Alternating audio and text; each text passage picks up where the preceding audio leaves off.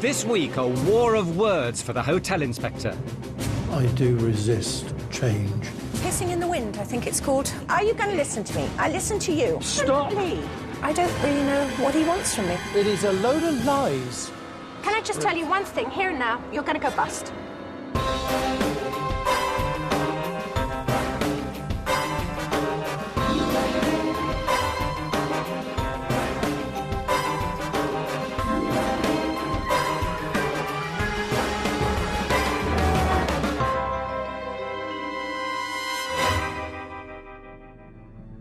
This is Beech House, a 15-bedroom hotel just outside the centre of Reading.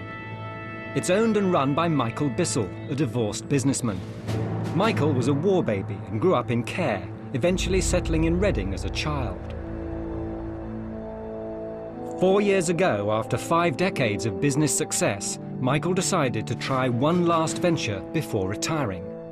He invested over £500,000 of his own savings, converting a former care home into a hotel. But the guests he hoped to attract failed to materialise. I suppose I opened the doors thinking people would just see Beech House Hotel and they would come in automatically. But sadly that didn't happen. With no guests and massive overheads, Michael was forced to cash in his pension, but the hotel continued to hemorrhage money. So in the first year we lost 190,000. Second we lost 120,000. I'm now 66, so all my money is gone. And by the end of the next financial year, I'm not too sure where I'll be. Michael's savings have run dry, but the hotel continues to cost him a fortune. I think now it's got to the stage where I can't go on any further. Despite running out of money and ideas, Michael's determined not to give up. He's pinning all his hopes on one person, prominent hotelier Ruth Watson. I don't want to see it to fail. I don't like failures. It's not in my book. Well, this is a very handsome building. It's got a good architectural quality to it. The thing I'm really noticing is there's no rating outside. If I was a passing visitor, I'd want to know that this was accredited. In a town overflowing with hotels, the lack of any stars immediately puts Beech House at a disadvantage. A rating from a tourism authority such as Visit Britain would indicate quality to potential guests. Hello, you're Michael? Michael Bissell, how do you do? Hello, I'm Ruth. Ruth is keen to get down to business straight away. She's anxious to find out why the hotel is sitting empty when it seems to have so much going for it. Michael, what's going wrong? We're not getting enough people through the door. And what sort of rating do you have from Visit Britain for here? Do you have stars? No. No?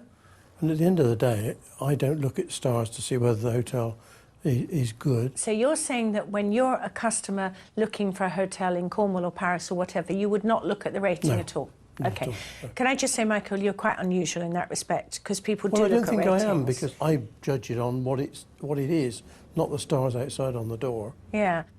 Next for discussion, the pricing structure. Michael has a one-price-fits-all policy, charging the same for his rooms every day of the week throughout the year. So where do you think it's going wrong? I don't think it's because of the fee that I'm charging. Why do you not think that? Well, because of what I'm offering and what people say when they come here. This is the whole point. Once they're here, I have no doubts that they love it. I have no doubts that it's good value. The point is you've got to get them here. Believe me, the British people are very, very price sensitive, and I just think we need to look at that element of it. Because he doesn't lower his prices during quiet periods, Michael could be putting potential customers off and losing money he can ill afford. Presumably you don't have a bottomless pit of cash. You're right. I'm at the bottom of the pit. I've spent every penny I've got now. All my pensions I've withdrawn, so... Have we got a sort of month or a year when it's just literally going to run out and there's not going to be enough money to pay the essential bills? Not a month, but I would think months. As a self-made man, relinquishing control may not come naturally to Michael, but he'll have to put himself in Ruth's hands if his business is to recover. Time is running out. As part of her investigation, Ruth plans to stay the night in one of the rooms. Michael leads her upstairs to number 12, a standard double, priced at £85 per night. Here's your room. Thank you very much. Oh, this is a nice size and it's nice and bright, Facing isn't it? south. Yeah. No, it all Hope looks you'll be very comfortable. All right, thanks, All right. Michael. Good night. See you later, bye. I think what this room has really got going for it, it doesn't feel like a bog standard chain hotel. It feels comfortable and homely. Well, this is a perfectly functional bathroom. It's white from top to toe. There's a jolly good sized shower. It's not a bathroom to get your heart racing with excitement, but it's absolutely fine. No argument with it.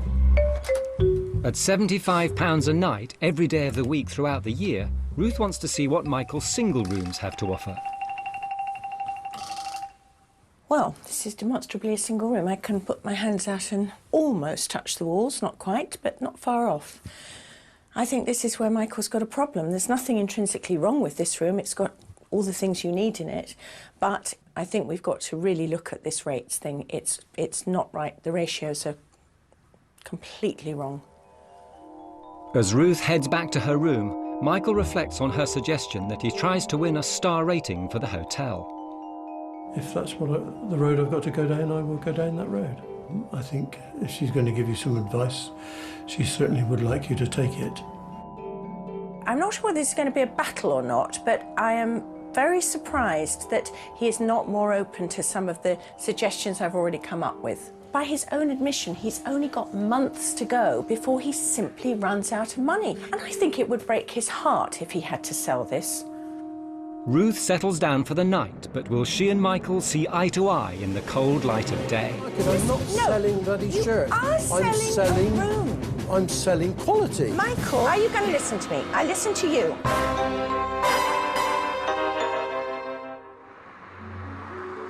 66-year-old Michael Bissell runs the Beech House Hotel in Reading, but it's in trouble. Despite over £1 million worth of investment and spending, Beech House is running at a huge loss. So in the first year we lost 190,000. Second we lost 120,000. The barrel has run dry. The cavalry's arrived in the shape of expert hotelier Ruth Watson.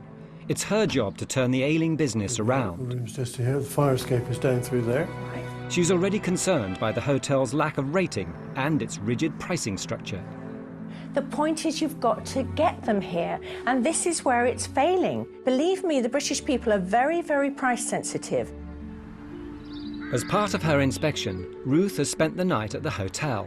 In the kitchen, Michael and his team are preparing breakfast for their guest of honour. Ready to roll? We are, sir. Indeed, good. Beech House Hotel has a small but loyal workforce, including receptionist Tanya and chef Margaret. Upstairs, it seems the day has started well. Michael cares about beds, and he's right to. It's very good quality, and the pillows are good, the linen's good. It's very, very nice. Had a good night's sleep. On the whole, I think Michael's biggest problem is he's just not telling people that he's got a very comfortable hotel here.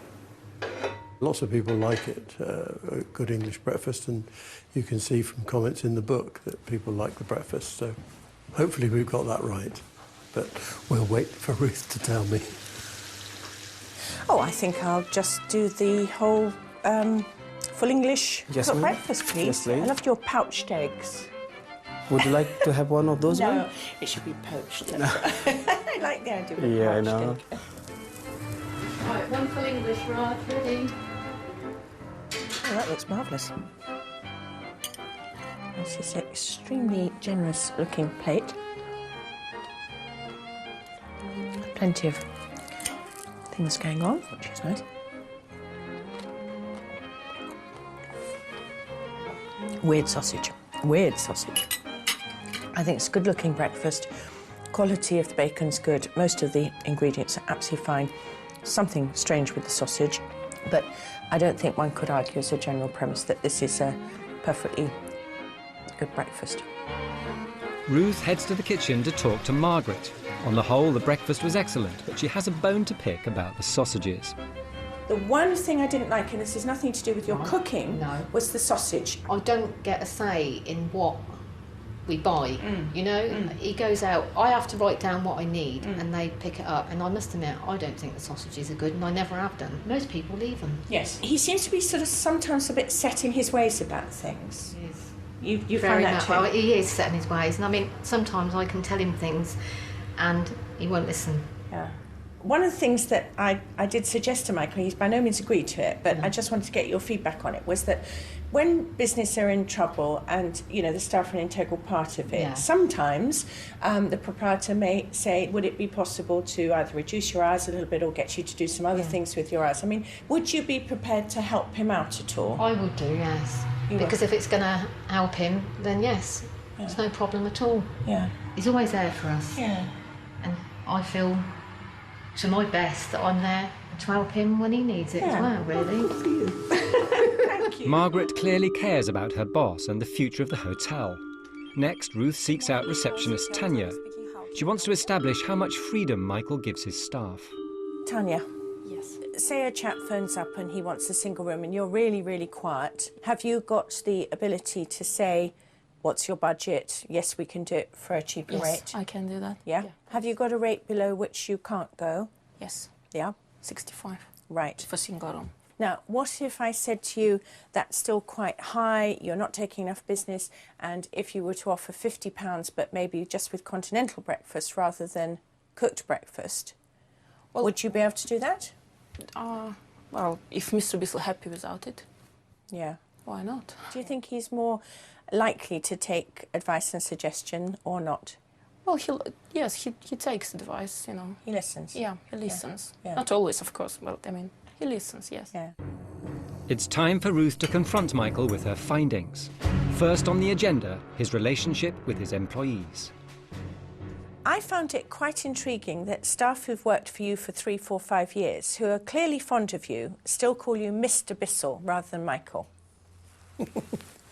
Well, I was brought up in that age where I always called my boss Mr. or Mrs. whatever, and it's stuck.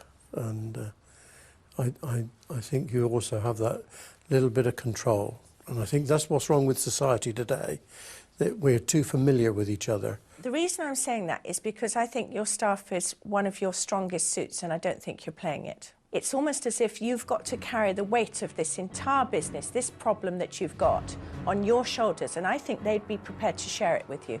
I'm not convinced of that. You're wrong, and I'm right. If I said to you that Margaret, she would actually happily give up working some of the hours to help you through, she would do that for you. Okay.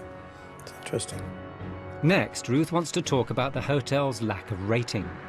When we talked initially, you were very, very against the idea of having a rating. But what I would like to do is I'd like to get somebody in from Visit Britain to come and have a look, because what that will allow us to do is to place you in other arenas and to do things on the webs and all sorts of stuff where you can actually gain extra business. We don't know how many people graze through the websites, look at it and actually dismiss it because it doesn't have that headline 4 stars or whatever. Finally, Ruth wants to address the rigid pricing. Unusually, Michael has just one rate for each of his rooms, regardless of the day of the week or the time of year. We have to be far more open, and we've got to be giving a base rate that you won't go below and a top rate you won't go above, but within those parameters, we will take the best offer that people are going to give us on any given day. Well, I'm not convinced of that.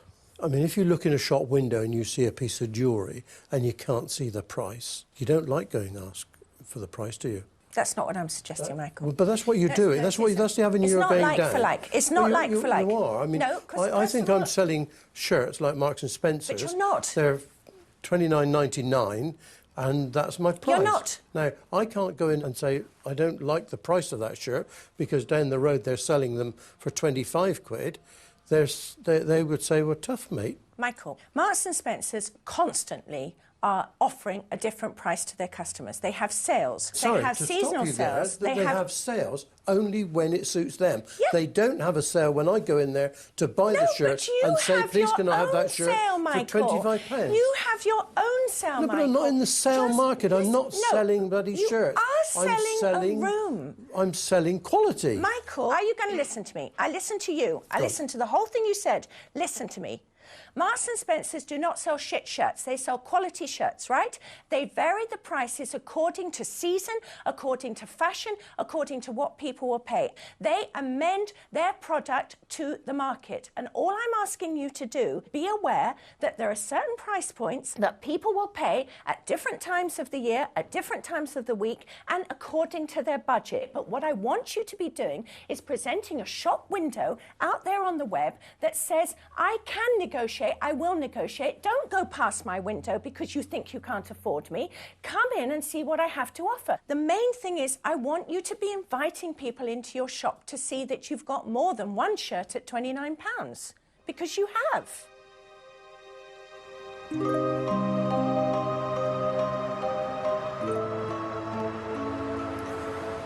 Michael cares deeply about this hotel, and well, he might. It's got a really comfortable feel about it. It's an honest, decent hotel that would make most people feel very happy. We have to look at his rates. They are not flexible enough, and he is losing so much by sticking to his guns on subjects that he really has to move from. I've left him a lot to ponder on.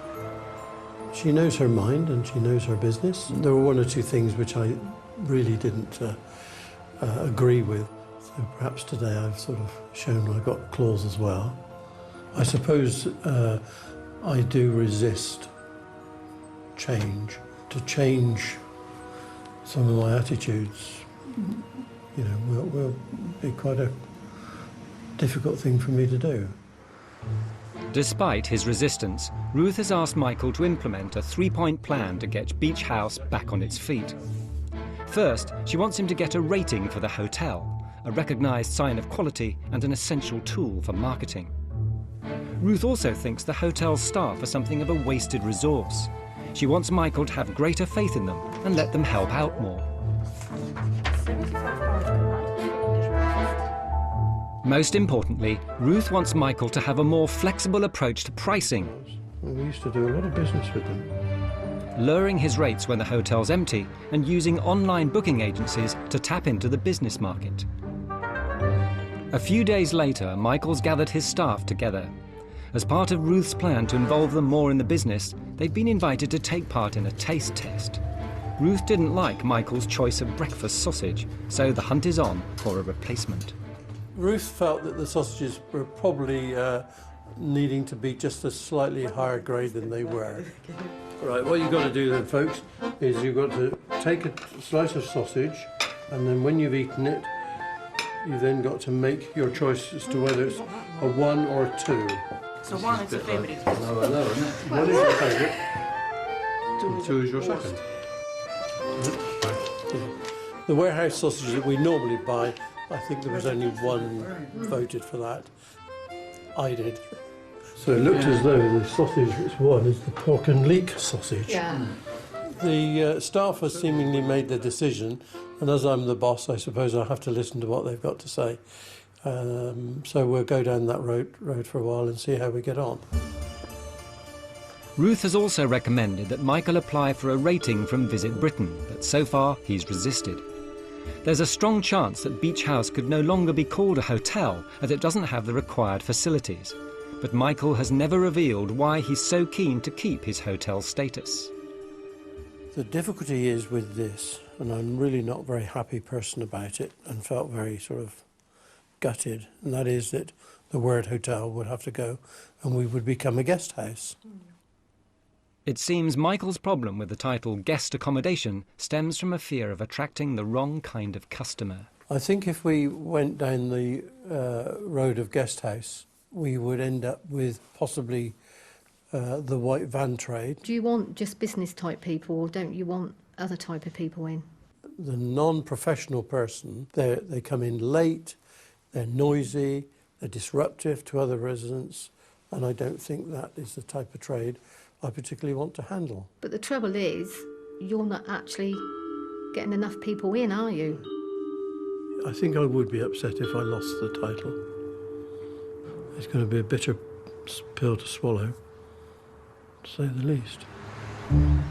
Despite his deep-seated reluctance, the application form is sent.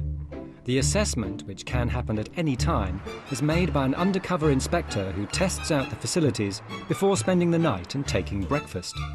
The inspector's identity is a closely guarded secret, hidden from Michael and the staff throughout his stay. Only after he's checked out will he reveal to them just who he is. But to Michael's surprise, the day of judgment for Beech House Hotel arrives sooner than he expected. Yes, I'm from Quality and Tourism. Here on behalf of Visit Britain to do your assessment for the STAR scheme. OK. Before the inspector reveals his findings, he must tour all the rooms of the hotel with Michael. They'll be assessed on the quality of the decor and fixtures. Well, I don't think that Michael will be very nervous to show you around because he's very proud with what he's done. The inspector will also pass judgment on the cleanliness, hospitality, service and breakfast provided. I don't really know what star rating we're going to get, really. I wouldn't like to say. I think our hotel could get 3-star. Ruth arrives in time to hear the inspector reveal his verdict. It's the moment of truth for Michael. Michael, just to say thank you very much for a very comfortable stay, as we normally do as a guest. One of the questions I asked you is, where do you see yourself sitting in terms of your rating? And I know you were concerned about opting out of the hotel standard. I've looked at both standards for you. I have to say, within the hotel standard, one of the key requirements for you is to provide dinner, which obviously doesn't happen. That negates you from the hotel standard completely. As the centre of Reading, with all its bars and restaurants, is just a stone's throw away, it wouldn't make financial sense for Michael to offer dinner to guests. But this means Beech House can't be graded as a hotel. In terms of the guest accommodation rating, which is more about the quality of the product, the overall standard is coming out at a very high 4-star. Are you not pleased with the idea of 4 stars? Music to your ears or No. just a little lullaby? No, it's not music to my ears at all. I'm in an area where guest houses are the pits. You wouldn't want to put your dog in some of them. But then they won't have 4-star ratings if they're the Well, pits. once you use the word guest house, it just... But you don't need to. What you choose to call your place, whether it's just the Beech's house or whether it's Beech House Lodge, anything is fine. You just mustn't use the word hotel. OK. Michael may not be thrilled by the inspector's decision, but to be awarded 4 stars on his first inspection is a great achievement. It's a real recognition of quality and provides Michael with an opportunity to remarket the business. My feelings are not very good about that at the moment, but I'm getting used to it. And I can understand where they're coming from, but at least I don't have to call myself a guest house. But how will Michael react when Ruth confronts him about his obstinacy? Will pride come before a fall? Rubbish. We have I'm not intransigent. You are absolutely... I don't really know what he wants from me. It is a load of lies. Can I just tell you one thing here and now? You're going to go bust.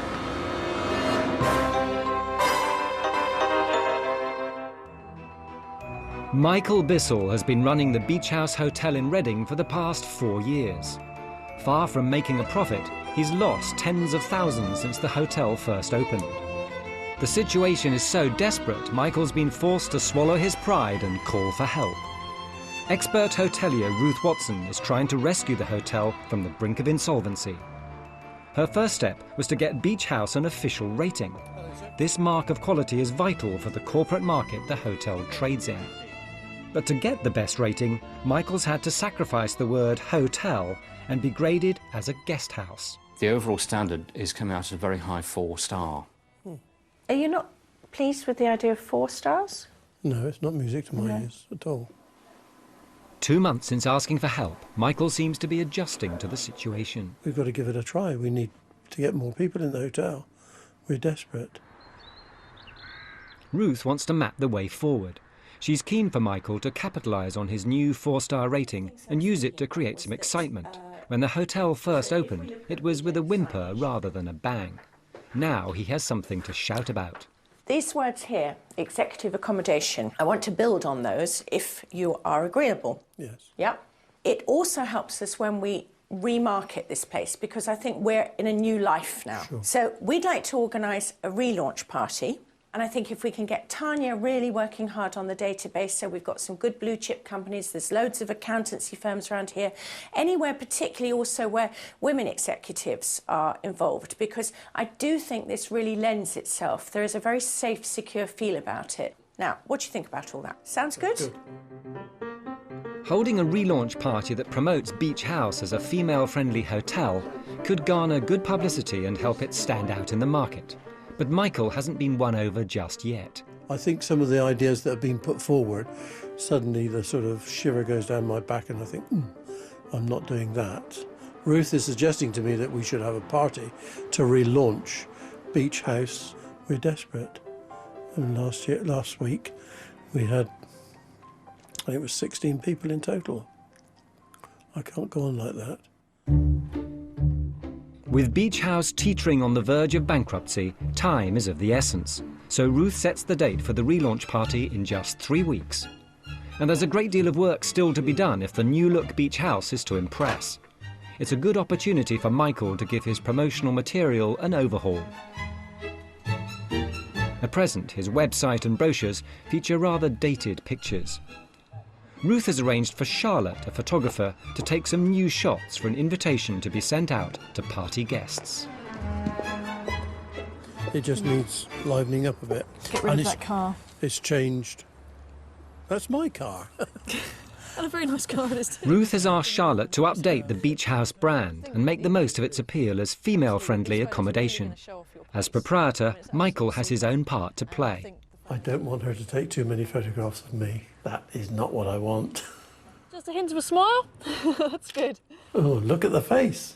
No, thank you. Love to make you smile. Fortunately, Michael is just a supporting player in the new campaign. Ruth has suggested using female models where possible, and the job of casting director has fallen to Michael. Tell me a bit about yourself. You've obviously done a bit of modelling. Various bits and pieces, mostly magazine. I used to work on the radio and did a few photo shoots for the radio. Right. The last theatre touring job I had was playing Car the Snake in the Jungle Book. I have done a couple of game shows. I did a television programme once where I had to vomit on television, which was really glamorous. Don't worry, I was faking. I love it. Michael has selected 2 of the girls to portray successful businesswomen in various guises around the house. So if you can bring Mary in and just show her the features of the room, show her the bathroom, maybe some tea-making facilities.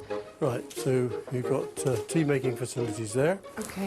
Shower room is just round there. The pictures will be used for the invitation to the party and to refresh Michael's website and brochures. In here, we should do something a bit more casual. Have Sam in a bathrobe, some breakfast, reading the paper. OK, flicking the pages.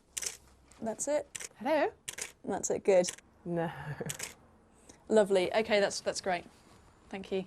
It looks very positive, so I think the whole thing's coming together, and perhaps by the end of the day she'll have got a good collection of photographs. Michael's next task in a frantic schedule to sit down with Tanya, the receptionist, and work out ideas for the relaunch party. What do you think about decorating garden? Some lighting? What, putting some fireworks?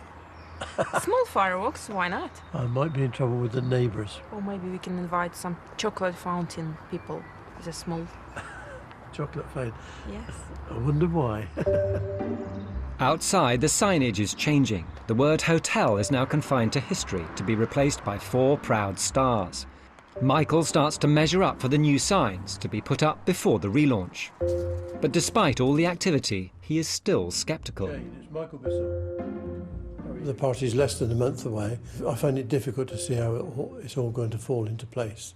But if it brings in people into my rooms, then of course that's what the whole exercise has been about.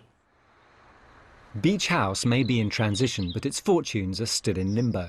There's real pressure for the relaunch to be a success. I'm sure that if the accountants sat down and looked at it, they would tell me to close the door now. It's just wait and see, really. But I sadly haven't got that much longer to wait, because it is coming to the end of the road. With the stakes so high, the strain is all too clear to see. A few weeks later, the big day has finally arrived.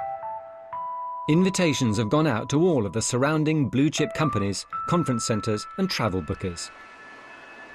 Up to 150 people are expected to descend upon the newly named Beech House. It's imperative that Michael and his team impress. Finishing touches are being applied to ensure Beech House is looking its best for the roster of eminent guests. But one of Ruth's key issues has been left untouched. There's a stalemate on pricing. Well, the pricing structure really hasn't altered, to be very honest. I think we honestly do not get very many people who say, you're far too expensive. I think it's just one or two people. Another, more immediate problem is rearing its ugly head. The new signs have arrived and they're the wrong size. Unfortunately, some measurements got misrepresented. Instead of it being portrait, it's landscape, and so they're not quite the size of the board they should be. So I think we're going to do a fairly reasonable job in fitting them onto the old panels, but we'll probably get over it somehow or another. But it's very frustrating, to say the least. Michael was very upset in the morning about the sign, the wrong size of the sign. I am not a happy bunny. Atmosphere is very stressful today. With Michael and maintenance man Mick furiously trying to improvise, out front Ruth has arrived. After checking the website, she's unhappy about the lack of movement on pricing. Oh, hello, Hello. Hi. I was looking for Michael, but you will do very well because I wanted to ask you a couple of questions. I was a bit dismayed when I looked at the website to see that it still's got the same homepage and it still says £85 to £120. Yes. One of the things that is really letting down the profitability of this place is the fact that you're effectively only trading Tuesday, Wednesday nights. The rest of the week is, you might as well shut the doors. And that's what I've been trying very hard to get Michael to see, that he needs to get the prices into the competitive level, because at the moment I see that as a big barrier. Late rooms and Expedia and Active Hotels and all those booking agencies, have they got the reduced rates to play with? Or? So I've contact with all these agencies, yeah. And the last thing that Michael has to sign, the paper with them. But he hasn't. Not yet. No. How long's that been going on for? Because I feel as if I haven't got very far in the last few months. Well, I've done everything which is on my side. Yeah. So I'm just waiting, and I try to ask him to do these things. Have you been nagging him? It's very difficult to push somebody who is the manager, and I'm not in a position to do that. No, I understand that. I mean, do you worry about your job? Do the other people here worry about whether they're going to have a job at the end of the year? Yes, of course, we're all worried about it. We could be out of the job at the end of the year, or maybe earlier than that. The pricing structure's the last thing on Michael's mind. The signs are not good. Oh, Michael, what are you up to? Well, unfortunately, we had a disaster with the size of the boards. When we got them this morning at 10 o'clock, we discovered they were the wrong size. Gosh, very big executive accommodation. Yeah. Good to get your 4 stars, though. That's nice. Yeah. Isn't it? Isn't it? Yeah.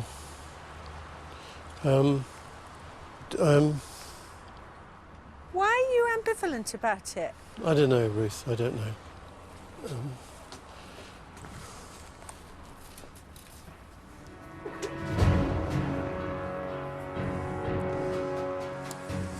I think the expression "pride comes before a fall" could have been invented for Michael, because it's like he's got just tunneled vision. Like, I've got to do it the way I've got to do it.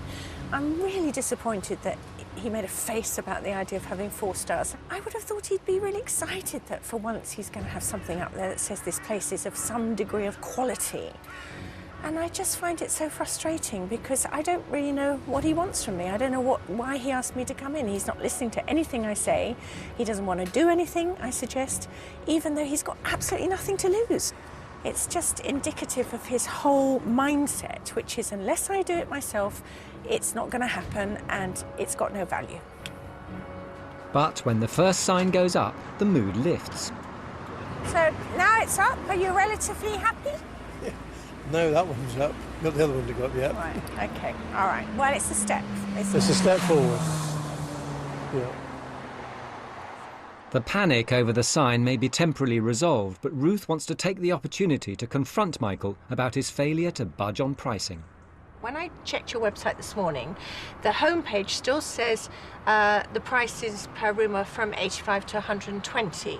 You actually haven't moved on the price at all. You've maintained your £95 per night. I have at the moment. Yes. Yeah. I don't know quite what I have to say to get you to understand this.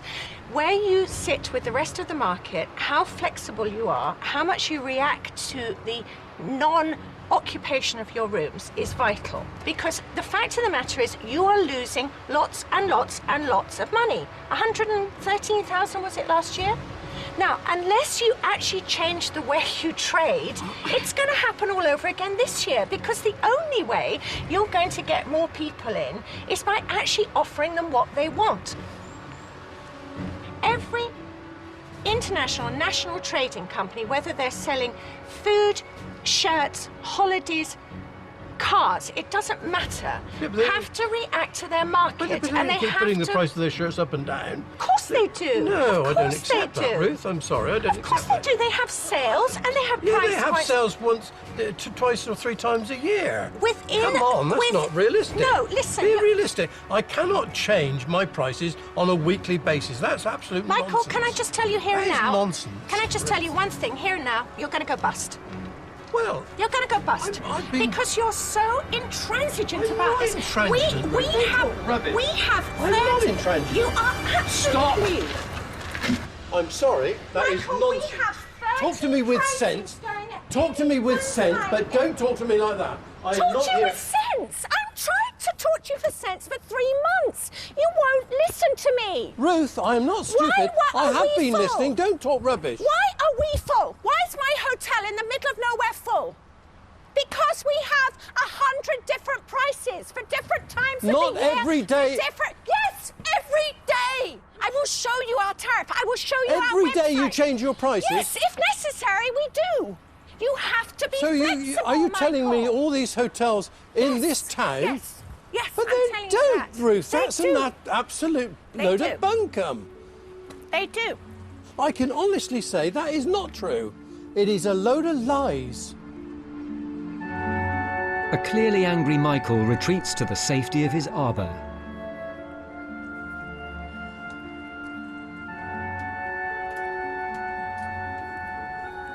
I can say this till I'm blue in the face and you cannot listen to me till you're red in the ear. The fact of the matter is you are in an incredibly price-sensitive market in Reading. If you have assured the general public via your 4 stars that you're running a decent establishment, you will get business, but you will never get business unless the price is right. Your business will not move 1 iota, you will not trade better, you will not have bigger turnover, you will not have more profitability unless you actually start really working on the pricing.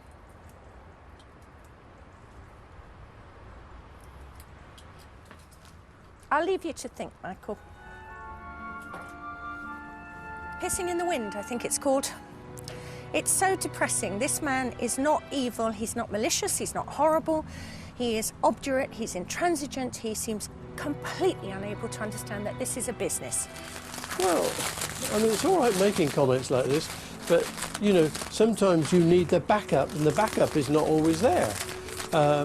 You know, I don't run a big organisation like these big companies.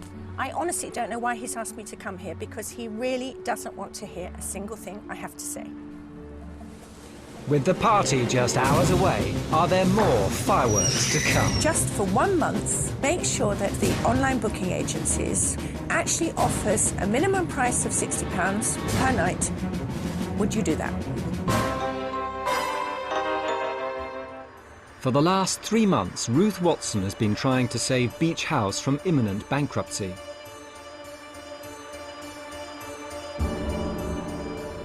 But its owner, Michael Bissell, cherry-picked from Ruth's recommendations, ignoring a key part of her rescue package, price flexibility.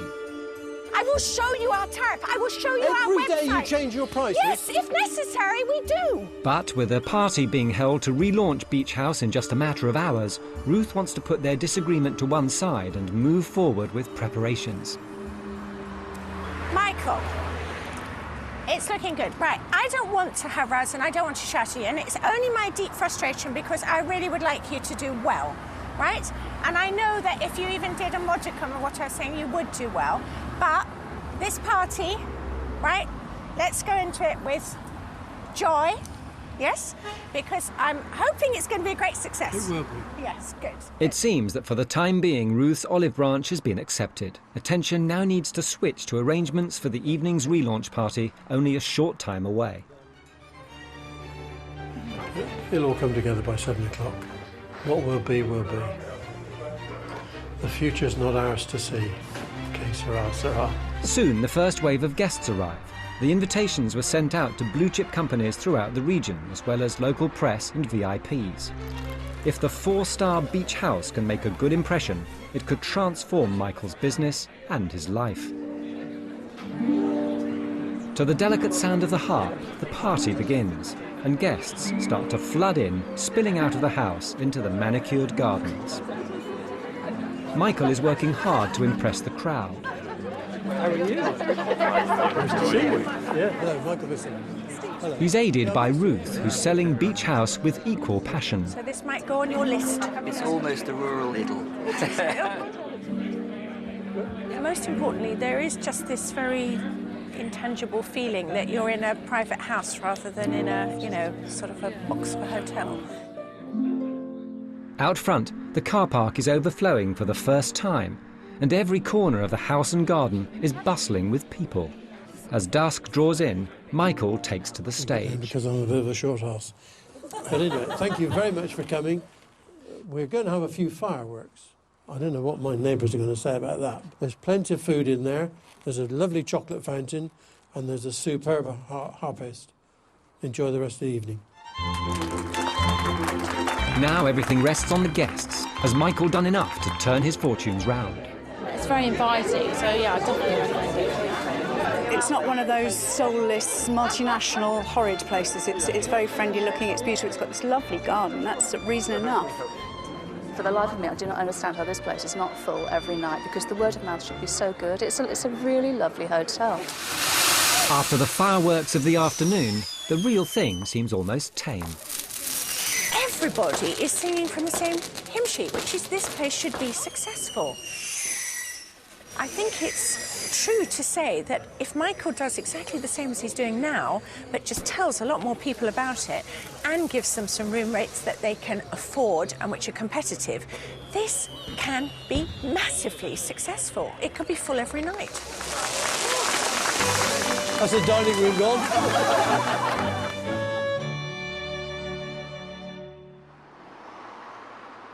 The morning after the fireworks, both Beech House and its owner are coming back down to earth. Well, I thought the party was brilliant last evening. There was lots of new people here who I think are very interested in the hotel, want to come back and have a look at it in a bit more detail, liked very much what they saw. Yesterday, Ruth and Michael had a blazing row about his pricing. This morning, she plans a new tack. I just want to ask you a question to see if we're, you know, singing from the same hymn sheet.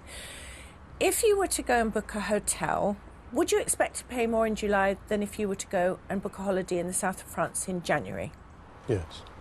Why would you expect to pay more? Because it's the height of the season. So what we've established there is that you understand about market forces. Sure. Supply and demand. Sure. Yeah. You are absolutely at the mercy of those market forces. Supply and demand is what it's all about for your hotel. If you continue to not do anything on the pricing, all that's going to happen, Michael, is that you're going to make another considerable loss this year. You're already facing that, aren't you? Sure. 70 to 80,000. And you can't afford to make those losses? Not again, no. What I'm proposing is that for a period of 1 or 2 months, to make sure that every single one of the online booking agencies actually offers a minimum price of £60 per night, and that just for 1 month you run with that completely, wholeheartedly, absolutely with no reservations. Would you do that? Yes, I do that. You'll do that? Yes, I'll do that. Just to put you on your mettle, I'm going to be checking. And if I see that you're full, then wonderful. But if I see that you're empty and you're still asking for £95 a night for Sunday night, I will wonder why I bothered, Michael.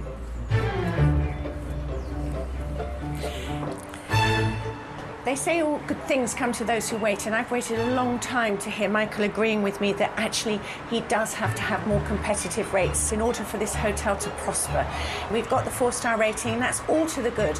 But at the end of the day, Michael has got to realise this is a business. It's a fine family house, and it has a lovely homely atmosphere, but it is a business. But is Ruth's optimism premature? We'll go down that road, yes, and try, but I just got this feeling we're not comparing like for like. Next time on The Hotel Inspector. It's just junk. Get rid of it. Look at this shower. Of all the worst bathrooms in the world, this is it. The series returns in 2 weeks' time, but head on over to 5 Life now to see even more from tonight's episode in Hotel Inspector Unseen. And next here on 5 Comedy with Suburban Shootout.